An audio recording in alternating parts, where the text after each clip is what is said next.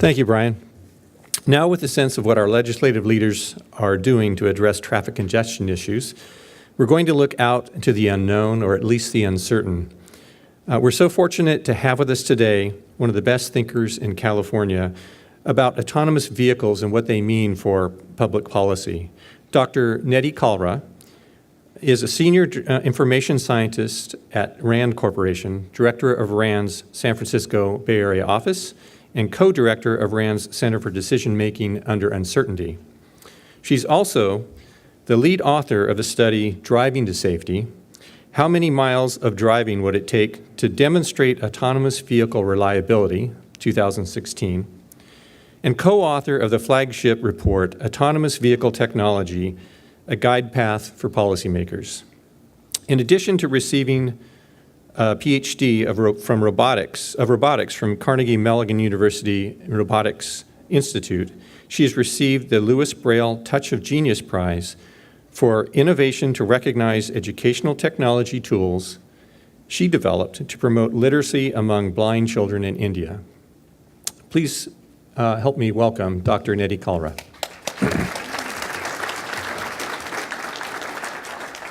Thank you so very much.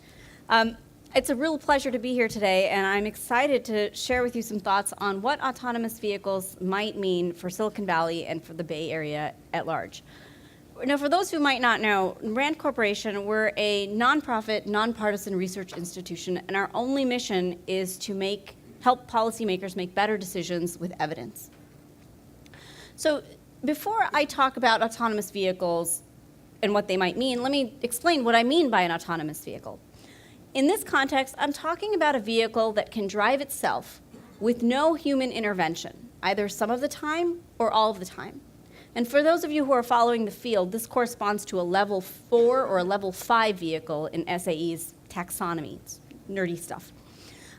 What I'm not talking about are vehicles that can drive themselves but require constant human supervision, like a Tesla Autopilot or level 2 and level 3 vehicles. And what comes to mind is something like this, which is Waymo's vehicle, which is, kind of a modified sedan that we might see, a smaller version, but something that we find a little bit familiar. But I want to challenge us to think outside the box once we start introducing autonomy into our vehicles.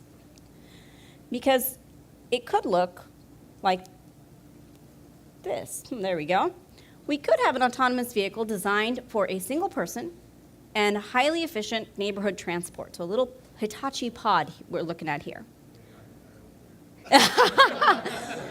I have another option.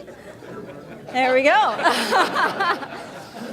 But if the promise is that you can do something else in your vehicle, then why not sleep? Why not work? Why not take a shower? So we might have autonomous vehicles that look like apartments on wheels. Let's not forget autonomous shuttles. Can anyone recognize what this is? Yes, that's right. Someone said Bishop Ranch. This is the Easy Mile shuttle that's being piloted in Bishop Ranch, which is one of the first pilots in the country. And of course, a huge amount of our congestion is due to goods movement. So there's autonomous goods movement. So we need to think differently when we think about autonomy. And I get this question a lot. When are we going to see AVs, in general or in the Bay Area? And let me quote a noted transportation theoretician on this issue, which is that it's tough to make predictions, especially about the future. And of course, that's Yogi Berra. But seriously, it is difficult because so much depends on how the technology progresses, how our regulations progress, how we use them, the modes that we operate on. A lot of this is very hard to predict. That said, I'm going to make a few predictions. So first of all, it depends on how we use these vehicles. If they're privately owned, if you go to your dealership and you buy an autonomous vehicle, you bring it home, park it in your garage, then it may take decades for us to see any large numbers of them, and that's because it takes decades for our transportation fleet to turn over. Vehicles are large investments, expensive, they last for years. It's hard to, we don't buy a vehicle the way we buy our phone every other year. But there's good reason to believe that we're going to start seeing autonomous vehicles as part of transportation network fleets or companies, like autonomous Ubers or autonomous Lyfts, that provide mobility as a service without having to own the vehicle ourselves. So in that case, just as I actually used I used a transportation network company to get here. I'm sure many of you did as well. It's much easier now. You can use an autonomous vehicle without having to own one, in which case it may take merely years to get widespread use of these technologies. And the reason they're going to be popular with these fleets is because the companies can afford what is otherwise probably going to be expensive technology. They can absorb the risks. They have a business model to make the most use of a technology that doesn't need a driver behind the wheel. So you'll see me reference TNCs or ride-hailing companies a lot today. So here is my shot in the dark, which is I think we're going to see potentially hundreds of AVs on our roads just in the next few years, less than 10 years. Beyond that, I think thousands by as soon as 2030. And after that, they're going to be normal. We're not going to care. We're not going to ask how many people have a smartphone anymore. But this is a shot in the dark, so I encourage you to treat it as such. But let's talk about the implications for congestion. Now, AVs could increase or decrease congestion, and let me walk you through how. First of all, AVs can be more efficient than we are. We slam on the gas, and we slam on the brake, and slam on the gas, and slam on the brake, and we have this accordion effect on our highways. But AVs don't need to do that. They can drive much more smoothly, and they could drive much closer together, increasing the throughput of the transportation system that we already have. A huge source of congestion are crashes. You know, we hear on the radio, there's a 5-car pileup on the side that's blocked the right 3 lanes. If you don't have crashes, you don't have the congestion from crashes, not to mention the lives saved and the property that's saved.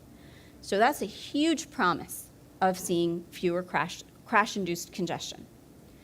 Now again, with fleets of AVs driving around, we could see an increase in ride sharing.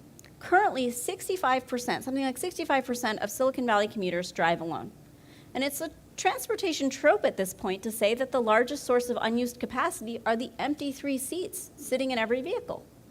So with fleets of AVs, they can pick up one person, pick up the next person, drop them off very efficiently and very cheaply because, again, the labor costs have been eliminated, which of course has its own employment problems we can discuss.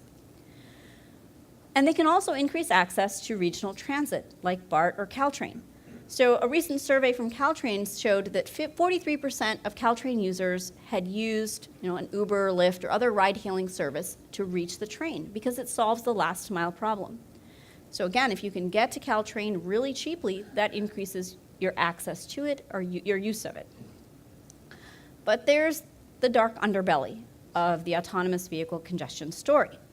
And let me start with transit again. Autonomous vehicles can almost certainly sap riders from municipal transit because if my last mile problem is solved, so is my 2 mile. I mean, San Francisco is only 7 by 7 miles. So that can be, that's an autonomous vehicle solution right there. And ride-hailing companies the studies have shown that they've already associated with a reduction in bus use, municipal bus use by 6% and light rail by 3%. So while we might increase access to regional transit, AVs might decrease use of local transit. The upshot might be we need to rethink what is transit. Can we achieve the goals that transit traditionally has with a different kind of technology? I'm not sure.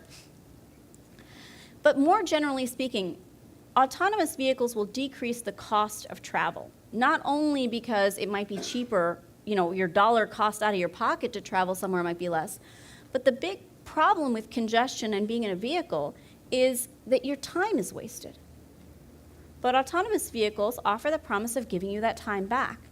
And so now, not only is the dollar cost reduced, but my time cost is reduced. And when you decrease the cost of a good, you increase its consumption. So a 72-minute commute sounds horrible, but an autonomous vehicle, that might not be so bad. Might we tolerate a 2-hour commute, a 3-hour commute? Might we be commuting all day long because it no longer feels like a commute? That has huge implications for congestion. At the same time, we might also see an increase in use of vehicular travel, taking away from transit and biking and walking. Another study showed that about half of the rides taken by ride-hailing companies are actually trips that either wouldn't have been made at all, would have been taken on foot, would have been done by bike, would have been done by transit. When that cost gets even less because of an autonomous vehicle, are people going to, go down the block in an autonomous vehicle just because you can? They might, as I mentioned earlier, encourage larger vehicles taking up more space in our roads and our land. And if we're concerned about single occupancy vehicles, we now get to be concerned about zero occupancy vehicles. Vehicles with no one in them at all, looping around. Maybe they're looking for their next fare, or maybe they're just traveling somewhere to park, or maybe they're coming to get you. But now single occupancy vehicles are no longer our worst problem. We now have a new worst problem. How this all shakes out is uncertain. It really depends upon a lot of factors that we can't control. But it also depends on factors that policymakers can control, like the policies and investments we make today and over the next coming years. Things that at times are unpopular, things like congestion pricing or carbon pricing to address our demand for travel. How do we think about investments in transit and connecting people to transit? And of course, transportation and housing are so closely intertwined. How do our housing and land use policies shape our demand for transportation by autonomous vehicle? And how will autonomous vehicles shape our land use and our housing? So, I hear a lot from people, when are autonomous vehicles going to come? How do I get them to my city?